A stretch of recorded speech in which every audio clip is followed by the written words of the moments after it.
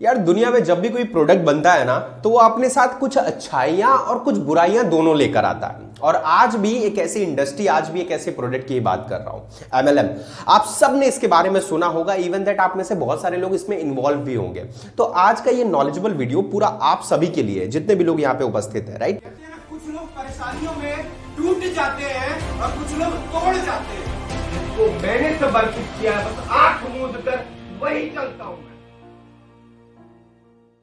तो चलिए थोड़ा सा इसके बारे में आपको समझाता हूं कि कैसे एक एमएलएम अच्छी इंडस्ट्री भी है और इसके कुछ नेगेटिव पॉइंट्स भी आ रहे हैं मार्केट में, इसकी कुछ नेगेटिविटी भी आ रही है। इसके बारे में पूरी क्लैरिटी आपको दूंगा। थोड़ा सा इसके बैक से चालू करता हूं। मतलब किसी भी इंडस्ट्री को समझने के लिए ना आपको इसका ओरिजिनल समझना पड़ेगा कि आखिर ये अच्छी कैसे थी, जब ये बनी थी तो इसमें क्या ऐसी अच्छाइयां थी जिनके कारण आज मैं इस इंडस्ट्री को अच्छा भी बोल रहा हूं और इसके बारे में कुछ कुछ बुराइयां भी आपसे कर रहा हूं। अच्छाई की बात अगर मैं करूं तो सबसे पहले मैं आपको बताना चाहूंगा कि कैलिफोर्निया मेटामिन नाम की कंपनी 1940 में एक प्रोडक्ट लॉन्च करती है और उस प्रोडक्ट को बेचने के लिए उन्हें जो सेल्स का पूरा चैनल होता है ना, कि मतलब मैन्युफैक्चरिंग वाली कंपनी अपना सामान डिस्ट्रीब्यूटर के पास भेजेगी, डिस्ट्रीब्यूटर रिटेलर को देगा, रिटेलर कंज्यूमर को देगा। इस पूरे मॉडल को खत्म करते हुए उन्होंने क्या बोला कि क्यों ना हम डायरेक्ट कस्टमर को बेचें और कस्टमर को बोले कि सर आप किसी को बताना इस प्रोडक्ट के बारे में, अगर आपके द्वारा कोई भी प्रोडक्ट बिकता है तो आपको एक प्रोडक्ट और हम फ्री दे देंगे।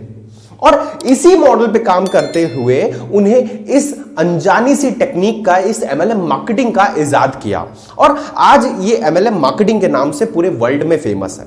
बट हम इंडियंस होते बड़े क्रिएटिव हैं। जब इंडिया में 1995 में ओरिफ्लेम नामक कंपनी ने इंडिया में लाया एमएलएम इंडस्ट्री को, उस समय क्या हुआ कि इंडिया में एक नई पद्धति का इजाद किया गया और वो पद्धति कहलाती थी आपकी क्या, पिरामिड शेप ऑफ एमएलएम। कहने का मतलब अभी तक एमएलएम में प्रोडक्ट सेल किया जाता था, बट अब एमएलएम में कुछ नया मॉडल बन गया था। हम इंडियंस होते बड़े खतरनाक हैं, दिमाग से और सोच से भी हम बहुत डिफरेंट काम करते हैं और इसी का एक अंदाजा हमें मिलता है 1995 में, जहां पर इस पिरामिड मॉडल को हमने इजाद किया। और पिरामिड मॉडल का उद्देश्य क्या था कि मैं आपसे कुछ एक अमाउंट ले रहा हूं और आपको भी सामने वाले से सेम अमाउंट लेकर अपने साथ एक टीम, एक यूनिटी, एक ग्रुप बनानी होगी।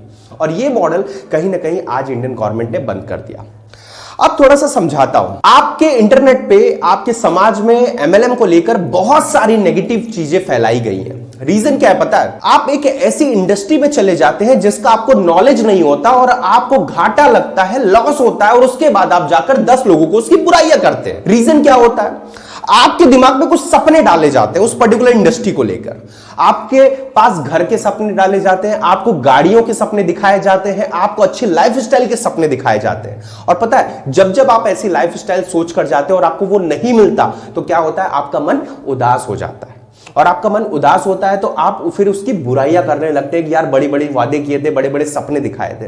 एमएलएम गलत नहीं है, मल्टी लेवल मार्केटिंग इंडस्ट्री गलत नहीं है। ये मैं किसी कंपनी से पैसा लेकर या किसी कंपनी में जुड़ा हूं इसलिए नहीं बोल रहा हूं, राइट? क्योंकि मैं तो किसी कंपनी में नहीं हूं, ये आप सब भी जानते हैं। लेकिन इस इंडस्ट्री को अगर बारीकी से मैं समझाऊं तो ये इंडस्ट्री है लर्निंग की, ये इंडस्ट्री है नॉलेज की, ये इंडस्ट्री है पीपल ऑफ ग्रुप की। आपको पता होगी एकता की शक्ति दुनिया में सबसे बड़ी शक्ति होती है और इसी एकता की शक्ति को दिखाता है आपका मल्टी लेवल मार्केटिंग इंडस्ट्री। जी हां, इस इंडस्ट्री की अगर मैं बात करूं तो यहां पर ये जो सपने देखने वाले लोग हैं सिर्फ यही घाटे में जीते हैं। लेकिन जो लर्निंग के लिए आते हैं, जो समाज सेवा के लिए आते हैं, जो लोगों को कुछ अच्छी नॉलेज देने के लिए आते हैं, वो लोग कभी भी इसकी बुराई नहीं करते और वो इनसे बहुत कुछ लेकर जाते हैं। एमएलएम का उद्देश्य सिर्फ पैसा कमाना, मर्सिडीज बेंज जैसे सपने दिखाना नहीं है, यूथ को एम्पावर करना, सेल्स की अहमियत को समझाना, एक दूसरे से मिलना, मिलाना और एक ग्रुप तैयार करना, जिससे कि भविष्य में कोई भी जरूरत पड़े, कोई किसी को तकलीफ हो, कोई किसी को दिक्कत हो तो हर व्यक्ति एक दूसरे व्यक्ति का सहारा बन सके, उसके लिए खड़ा हो सके। तो इस पॉजिटिव उद्देश्य के साथ अगर आप एमएलएम इंडस्ट्री में आए या फिर किसी भी एमएलएम कंपनी के साथ जुड़े तो ये आपके लिए और आपके भविष्य के लिए, आपकी तरक्की के लिए बहुत बढ़िया होगा। इवन दैट मैं तो ये सजेस्ट करूंगा आपको कि आप अगर एक यूथ कैटेगरी में आ रहे हैं, आप किसी भी जगह पे जॉब कर रहे हैं, घर में जो महिलाएं हैं वो अपने स्किल निखारने के लिए कम से कम एक ऐसी कंपनी जरूर ज्वाइन करें जो कि कहीं ना कहीं एमएलएम कर रही है। रीजन क्या होगा? पैसे कमाना नहीं है, समझना बात को, जो समझा रहा हूं क्लियर बता रहा हूं। मर्सिडीज खरीदना रीजन नहीं होगा, अच्छी लाइफस्टाइल खरीदना रीजन नहीं होगा। रीजन क्या होगा? लर्निंग लेना। रीजन क्या होगा? लर्निंग लेना। ध्यान से समझना मेरी बातों को। अगर आपने लर्निंग पे इन्वेस्ट किया, डेफिनेटली वो लर्निंग आपको आगे बढ़ाने के लिए आप पर इन्वेस्ट करेगी और आपको आगे बढ़ाती चली जाएगी। लोग आपकी रिस्पेक्ट करते चले जाएंगे, लोग आपको सपोर्ट करते चले जाएंगे।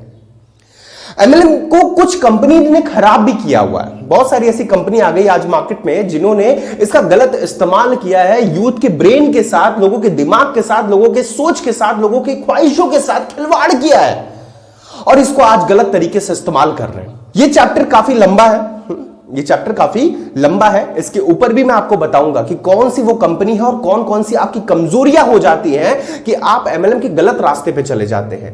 एज यूजुअल इस चैप्टर में मैंने आपको बताया कि ये रास्ता गलत नहीं है। इस रास्ते से बहुत कुछ आप कमा सकते हैं, बहुत कुछ आप सीख सकते हैं और बहुत कुछ आपको नॉलेज मिल सकता है। लेकिन इस रास्ते को ले जाने का जो साइन बोर्ड है ना आपकी जिंदगी में, जो वो डायरेक्शन देने वाला आपका मेंटर होता है, जो आपको इस रास्ते पर लेकर जाता है, वो मेंटर आपके साथ गलत कर देता है। वो मेंटर आपके दिमाग पे कुछ गलत ख्वाहिशें डाल देता है। देखो, सपने देखना आपकी गलती नहीं है, सपने देखना आपकी गलती नहीं है, लेकिन उन सपनों को पूरा नहीं कर पाने से जो आपकी उदासी है वो आपकी जिंदगी में एक बहुत बड़ी गलती बन जाती है।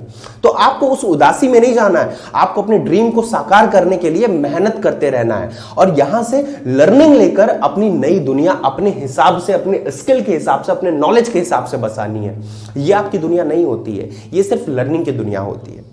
बाकी कंपनियां कैसे आपके दिमाग के साथ खेलती हैं, इसका लॉजिकल, साइकोलॉजिकल फीलिंग्स के साथ कैसे आपके खेला जाता है और कैसे आपको कोई भी प्रोडक्ट पिच करने के लिए या फिर आपको कोई धोखा देने के लिए तैयार किया जाता है, इसके बारे में भी एक पूरी वीडियो बनाऊंगा जो कि इसका पार्ट 2 होगा। अगर आप चाहते हैं कि मैं इसके बारे में वीडियो बनाऊं, इसका पार्ट 2 लेकर आऊं, तो इस वीडियो में इस चीजों में नीचे कमेंट जरूर कीजिएगा ताकि मैं डेफिनेटली इसका पार्ट 2 भी बनाऊं और आपको इसके बारे में पूरी सच्चाई आसान तरीके से समझाऊं। तो इस वीडियो में बने रहने के लिए, इस वीडियो को पूरा देखने के लिए और एज यूजुअल एमएलएम की सच्चाई को बारे में और एमएलएम के नेक्स्ट पार्ट के लिए इस वीडियो में कमेंट करने के लिए आप सभी का तहे दिल से बहुत बहुत धन्यवाद। जय